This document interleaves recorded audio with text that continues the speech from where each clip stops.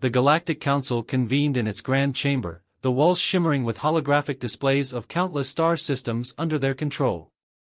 Representatives of various species sat around the circular table, their features diverse and often intimidating, yet there was an air of confidence, even arrogance, among them. A single topic dominated the discussion: humanity. "They are weak," one reptilian-like counselor hissed, his eyes narrowing as he spoke. "Fragile creatures, not built for war. They've sent diplomats and traders to our systems, but their fleets are small, their defenses minimal. They fear confrontation."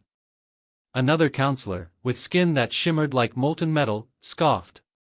"Fear of war? It's obvious. No other species has shown such reluctance to engage in conflict. Look at their history since joining the galactic stage: no major conflicts, no territorial disputes. They shy away from even the smallest skirmishes." A third member, towering over the others, with tusks jutting from his lower jaw, rumbled in agreement. "They lack the instinct for it. War is survival. We've known that for millennia. Only the strongest species thrive in this galaxy."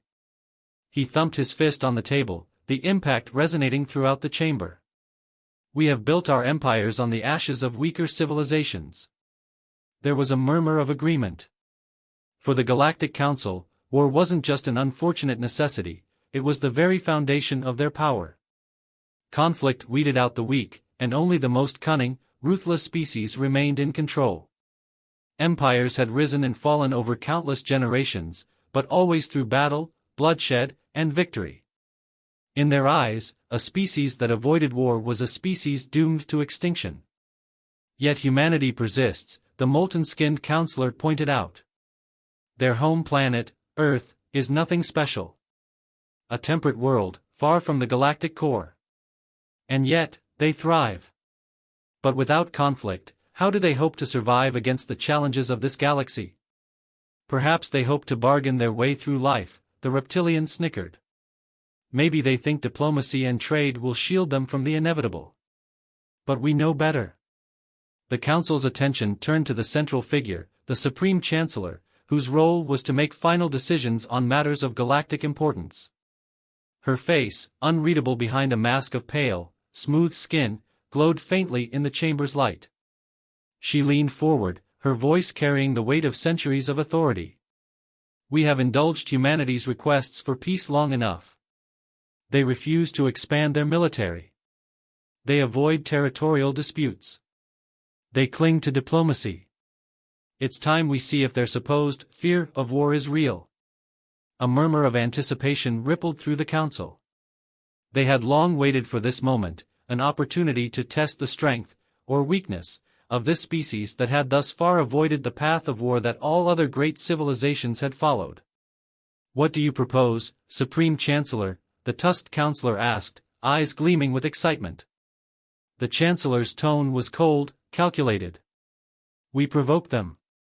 Subtly, at first. Strike their outposts, disrupt their trade routes. Apply pressure to see how they react. If they continue to hide behind diplomacy, we escalate. Force their hand. If they truly fear war, they will crumble. If they fight, well, we will see what these humans are truly made of." Another wave of approval washed over the council. The decision had been made. Humanity would be tested. "Remember," the Chancellor continued, her voice dark with intent, "the strong dominate the weak. It is the way of the galaxy. The humans may claim to value peace, but they are a young species. They have not yet learned the harsh reality of our universe. They will learn, whether they wish to or not." As the council adjourned, each member felt a sense of satisfaction. In their minds, humanity's fate was sealed. They were confident that these fragile, peace-seeking creatures would either be broken or forced to reveal their true colors. Either way, the Galactic Council would have their answer. Unbeknownst to them, they were making a fatal error. Their arrogance blinded them to the truth: humanity's restraint wasn't born of fear. It was something far more dangerous. The initial move was subtle, a carefully orchestrated insult directed at Earth's leaders during a routine diplomatic summit.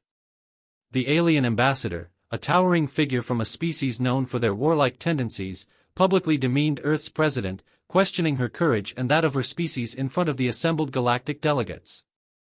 The insult was designed to provoke a response, to push humanity into a corner from which they would have to fight their way out.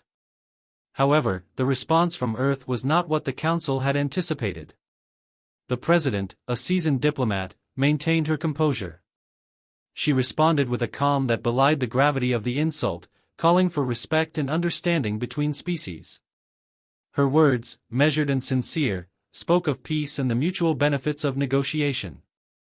This infuriating display of composure was broadcast across countless worlds, leaving the Galactic Council frustrated but more determined to crack this facade of tranquility.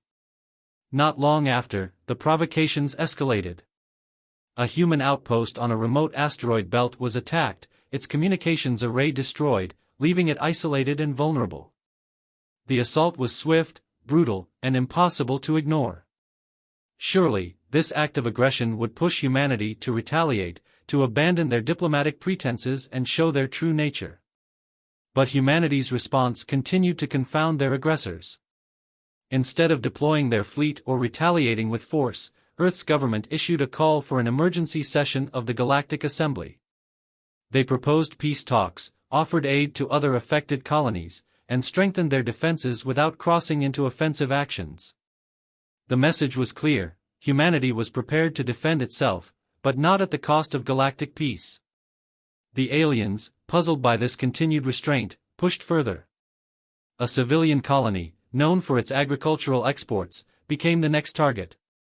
The attack was devastating: crops burned, infrastructure shattered, lives lost.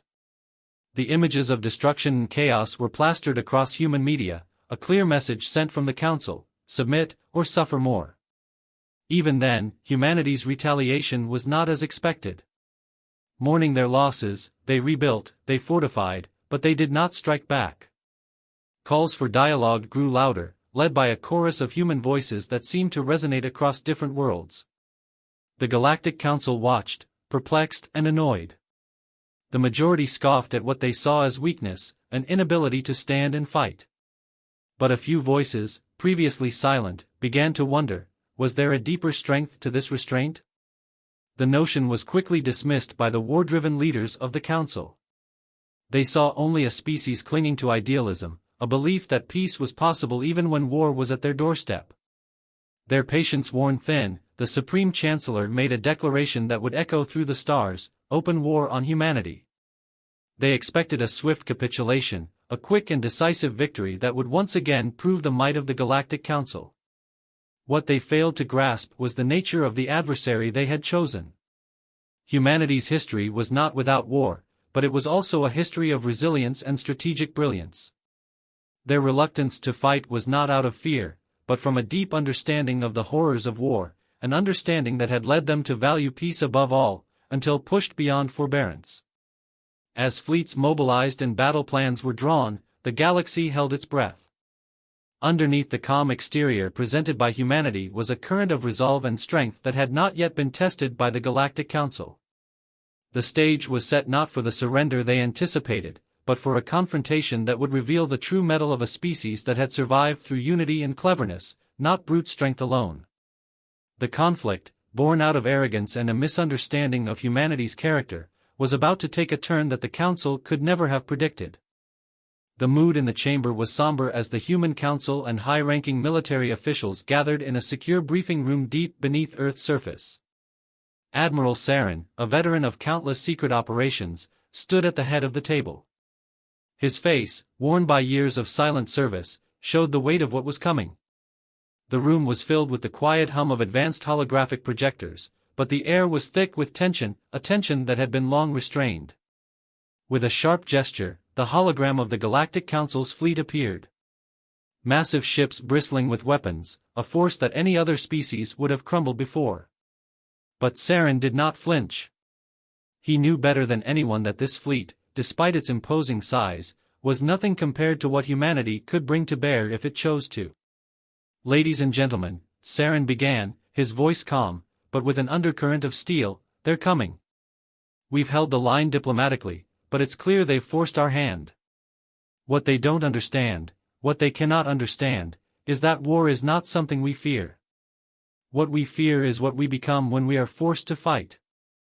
The room remained silent, each leader knowing exactly what Saren was referring to. It was a truth buried deep in the heart of humanity's collective memory. Earth had endured millennia of bloodshed. They were no strangers to war, they had been born in it, shaped by it. From the ancient conquests of empires to the bloody revolutions that toppled them, from two devastating world wars that scarred entire generations, to the cold, calculated horror of nuclear standoffs, humanity had seen and survived every form of conflict. As Saren continued, the hologram shifted, flashing through key moments in Earth's history. World War I trenches filled with the dead, the nuclear clouds over Hiroshima and Nagasaki, the firebombed cities of World War II, civil wars, genocides, the brutal revolutions that toppled governments and left millions in their wake. "We are not a peaceful species by nature," Saren said, his voice growing quieter, more reflective. "We are a species that has had to learn the hard way that war, when unleashed without restraint, can consume everything. It is that knowledge, that fear of what we could do, that drives our pursuit of peace." Humanity's history was not just a series of bloody wars, it was a lesson, learned over centuries of devastation. They had learned how to fight, how to destroy with unmatched efficiency, but also how to restrain that terrible power. The Galactic Council saw humanity's peacekeeping efforts as weakness. In reality, it was the ultimate act of self-control. A flashback, one all too clear in Saren's mind, was the last global conflict on Earth. The year was 2067, and the world had been on the brink of total annihilation. The weapons humanity had developed by then could wipe out entire cities in minutes. Autonomous drones that hunted down any form of resistance, orbital lasers that could vaporize miles of land in a single shot, and biological weapons that could turn entire populations into nothing more than statistics of the dead. The final war wasn't one of attrition, it had been short, brutal, and ended with the realization that any more would mean the end of everything. "We've been holding back," Saren continued, his eyes scanning the room. "For generations, we've had the capability to end entire civilizations without so much as a single soldier setting foot on their soil. But we don't, because we understand the cost. The galaxy thinks we're weak because we seek diplomacy, because we choose dialogue. But what they don't realize is that it's not because we're afraid of them. We're afraid of ourselves." A silence followed his words, heavy and undeniable. The officials in the room knew this to be true. Even the youngest among them, born after humanity's last major conflict, had been raised on the stories, the warnings, of what happened when humanity let its darker instincts take over. The galaxy, in all its arrogance, saw only a peaceful species that refused to fight. What they didn't understand was that the humans were holding back a sleeping giant, a force so powerful that it had been intentionally buried beneath layers of bureaucracy, treaties, and oversight. "We call it the Titan Doctrine," Saren said, as he brought up the final hologram. It showed rows upon rows of advanced ships, buried deep beneath Earth's surface and hidden in the outer reaches of the solar system.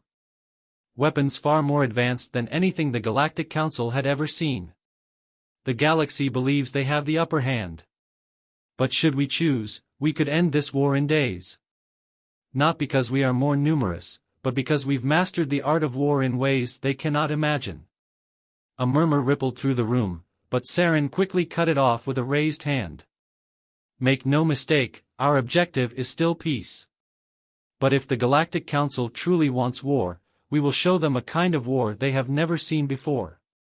We will fight not because we want to, but because we know that sometimes, the only way to preserve peace is through overwhelming strength." The briefing ended, but the tension lingered. Saren's words were a stark reminder: humanity's refusal to fight wasn't an act of cowardice. It was the result of hard-earned wisdom, a wisdom that, if pushed too far, would unleash the very destruction the galaxy feared. The Galactic Council's fleets surged forward, their massive warships blotting out entire sections of space. From their command centers, the Council's highest-ranking officers watched, confident in their victory. The human territories had shown little resistance, seemingly cowering behind their planetary shields and defensive stations. To the Council, it was further proof of humanity's fear, a species hiding from the inevitable. They had grown complacent in their diplomacy, and now, at the moment of reckoning, they would fall like every other weak civilization the Council had crushed. Admiral Varric, a seasoned commander from the Hersock race, sat back in his chair, a smug expression on his face. "Begin the final assault.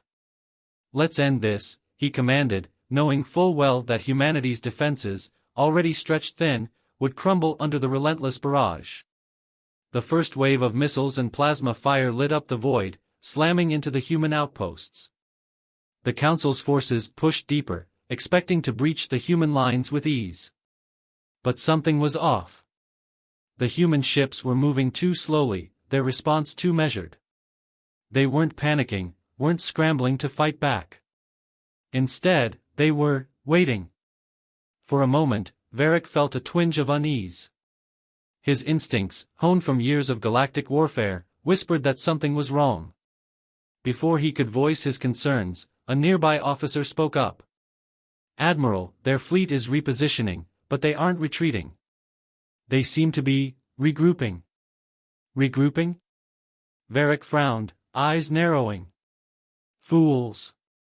Press the attack." As the Council forces closed in, the human fleet moved with a precision Varric hadn't anticipated. At first, it appeared they were falling back, giving more ground, but then, in a sudden and coordinated shift, the human warships executed a flawless maneuver. The Galactic Council had been lured into a trap, and now it was too late to escape. Without warning, humanity unleashed the full force of its military might. Warships, cloaked in advanced stealth technology, appeared from the shadows of space. They descended on the unsuspecting alien fleets like predators, cutting through their ranks with an efficiency that defied reason. Massive railguns fired projectiles at near-light speeds, obliterating ships with a single shot. Pulses of energy weaponry crackled through the darkness, bypassing shields and frying the internal systems of the Council's most advanced vessels. The Council forces, confident just moments before, were now in disarray. Varric's command center erupted in chaos as reports flooded in from the front lines. "We're losing ships, entire battalions gone in seconds," cried an officer. "Their technology, it's unlike anything we've ever seen." Varric's hands gripped the armrests of his chair, the smugness draining from his face. "Impossible. They're just humans." How could they? But the screens before him told the truth. Human ships, sleek and angular, moved like nothing in the Council's arsenal. Their firepower was beyond anything the Council had anticipated, and their coordination was flawless. This wasn't the bumbling defense of a fearful species, this was war, waged with surgical precision. On the ground, it was no different. The Council had sent its elite troops to human colonies, expecting to face disorganized militias or poorly equipped soldiers. What they found instead were human warriors who fought with a ferocity that stunned even the most battle-hardened veterans. These soldiers moved with an uncanny understanding of war, their tactics brutal but effective, exploiting every weakness with terrifying ease. They fought not just to win but to utterly dismantle their enemy, to grind them into the dirt. Humanity, it seemed, had been waiting for this. One by one, the Council's forces began to falter. Desperation set in as fleets that had seemed so unstoppable were torn apart. The skies above human worlds were littered with the burning husks of Council ships, entire battalions wiped out in a matter of hours. The scale of the destruction was unlike anything the Council had ever encountered. They had thought themselves superior, had assumed humanity's peaceful diplomacy was a sign of weakness. But they had underestimated the human will, the strength forged from centuries of war on their own planet. Varric watched in horror as another of his battleships was vaporized by a human dreadnought that had emerged from nowhere. His fleet was in ruins, and the humans were showing no signs of mercy. "Call for retreat," he shouted, panic lacing his voice for the first time in his long career. "Fall back to regroup." But it was too late. The human fleets pursued with ruthless efficiency, cutting off any chance of escape. Human soldiers continued their advance on the ground, systematically dismantling the Council's forces with a combination of advanced weapons and sheer willpower. Every alien commander who had once mocked humanity's reluctance to engage now watched in stunned silence as their armies crumbled under the onslaught.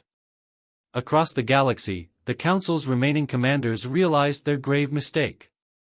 They had assumed humanity's reluctance to fight stemmed from cowardice, but in reality, it had been restraint. Now, with the full might of human ingenuity and ferocity unleashed, the galaxy saw humanity for what they truly were: warriors who had mastered war to such a degree that they no longer needed to fight, until forced to. And when forced, humanity's response was overwhelming. As the last of the Council's fleet limped away, those who survived the battle would carry with them the horror of what they had witnessed. Humanity had not just won the battle, they had obliterated their enemy, not because they had to, but because they chose to once push too far. For the Galactic Council, there was only one clear message from that day forward: never underestimate the humans. The chamber of the Galactic Council was eerily quiet. The grand hall that once echoed with laughter and bravado now bore the weight of a crushing silence. The holographic projections of the council members flickered dimly, their once haughty expressions replaced by the haunted looks of those who had seen the unthinkable. The remnants of their fleets were scattered across the void, and the bitter truth hung in the air: they had misjudged humanity completely. The same members who had mocked humans, who had laughed at their supposed fear of war, now sat in stunned disbelief. Their arrogance had blinded them, and now, the cost of their hubris lay in the wreckage of their once mighty armadas. The war they had sought to provoke had been short, brutal, and utterly one-sided.